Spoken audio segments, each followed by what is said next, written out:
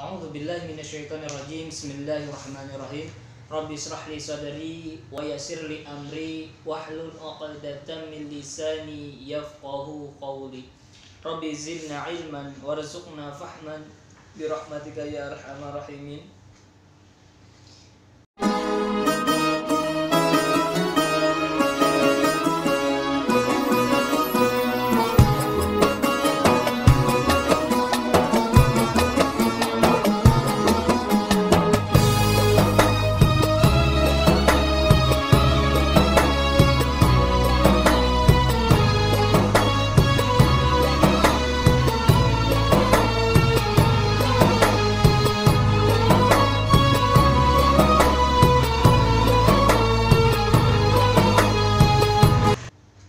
Assalamualaikum warahmatullahi wabarakatuh.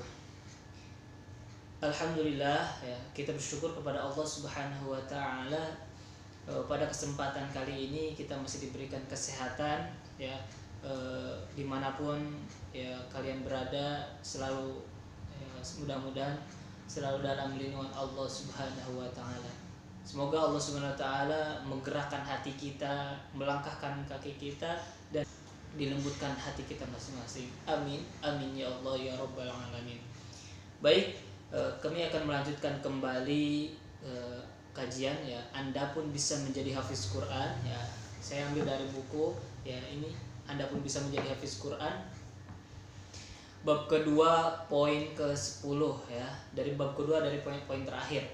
Ini ada sibukkan dirimu dengan Al-Qur'anul Karim ya.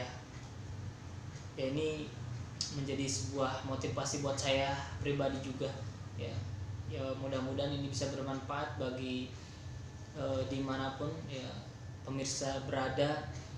Ya mudah-mudahan ini bermanfaat intinya ya.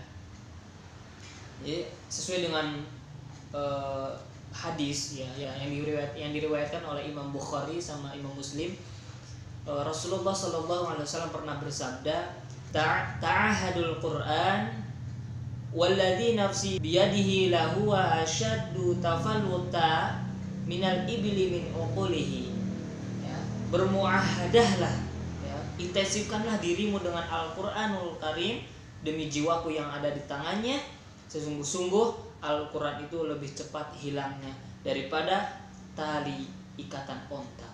Hadis riwayat Imam Bukhari dan Imam Muslim. Ketika kita memutuskan untuk menghafalkan Al-Qur'anul Karim ya, maka yang harus diingat adalah ketika kita harus siap menyibukkan diri dengan Al-Qur'anul Karim. Menghafal Al-Qur'an 30 juz itu enggak mudah seperti apa yang kita bayangkan ya. Tidak bisa diraih dengan santai-santai ya, harus tetap istiqomah, tetap terus berjalan ya, tetap melaksanakan ya, walaupun dalam setiap hari itu cuma satu ayat ya kita hafalkan.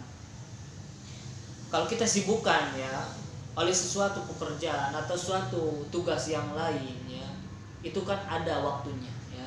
Jadi kan kemarin udah saya bahas tentang masalah jadwal ya, dan jadwal keseharian itu seperti apa ya. Kita jadwalkan dalam setiap hari harus ada target ya. Ya minimal menghafal Al-Quran ya, satu hari satu ayat ya. Bagi yang sibuk ya, lebih bagusnya lagi lebih ya. Demikian pula kegiatan menghafal Al-Quran, kesuksesannya itu sangat membutuhkan pengorbanan ya, membutuhkan waktu yang sangat cukup panjang ya. Jadi ketika kita menghafalkan Al-Quran itu seumur hidup ya, tidak ada batasannya, kita sampai kapan. Akan tetapi kita harus ada planning atau harus ada target, yang dimana target ini ya buat kemampuan kita sampai di mana gitu ya. Jadi berapa sesungguhnya waktu yang harus diberikan oleh seorang penghafal Al-Quran dalam setiap harinya ya, kurang lebih minimal ya tadi ya, waktu yang harus kita luangkan untuk menghafalkan Al-Quran atau membaca atau bahkan memahaminya ya minimal 1 jam dalam setiap hari. Bisa kita bagi-bagi dalam setiap waktu sholat bisa ya. ketika kita sholat subuh, zuhur, asar, maghrib, isya, nah kita setiap waktu itu membaca Al-Quran 2 lembar, ya insya Allah dalam setiap hari dapat 1 juz. Itu baru 1 hari, ya. Nah, adapun ya ini buat motivasi kita semua ya, khususnya saya pribadi ya,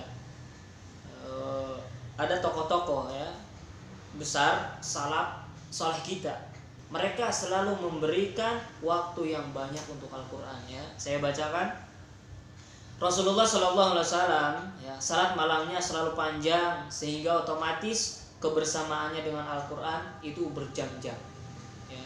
Abdullah bin Amr al-As selalu mengkhatamkan Al-Quran 3 hari sekali, dari masa mudanya sampai masa tuanya.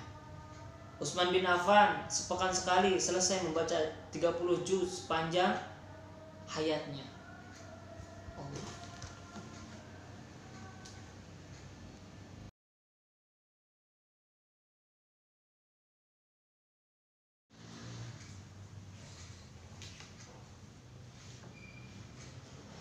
Utsman bin Affan ya, sepekan sekali selesai membaca 30 juz sepanjang hayatnya.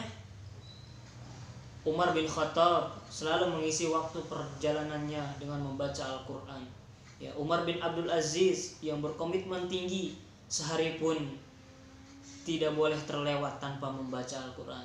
Jadi kalau dalam bahasa kita mah tiada hari tanpa membaca Al-Quran gitu ya. Masya Allah.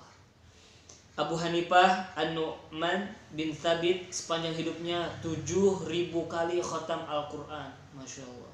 Maka di kalangan mereka terkenal istilah khodin ya, teman yang akrab. Artinya Al-Quran selalu menjadi sahabat akrab mereka sepanjang hidupnya.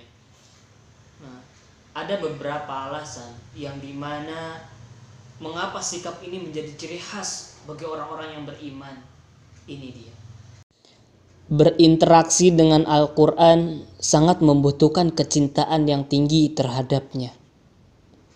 Untuk menumbuhkan kecintaan harus ada hubungan yang intensif dengan Al-Quran.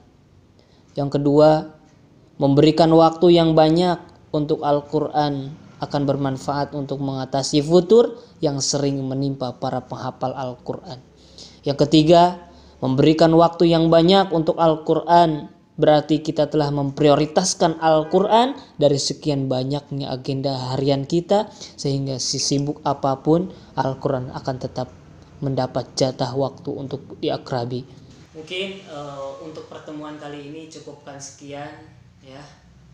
Jadi dari beberapa banyak bab sama poin itu, setiap satu poinnya itu dikasih yang namanya memor ya. Jadi memor ini adalah pengalaman dari orang-orang yang sudah berpengalaman ya, yang sudah sukses dalam menghafalkan Al-Quran ya.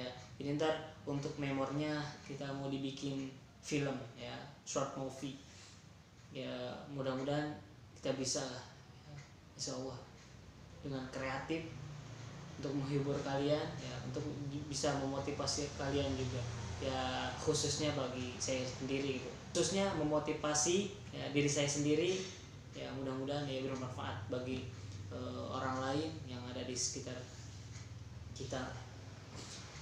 Baik, mungkin untuk kali ini cukup sekian, kurang lebihnya mohon dimaafkan. Wabillahi taufiq wal hidayah. Wassalamualaikum warahmatullahi wabarakatuh.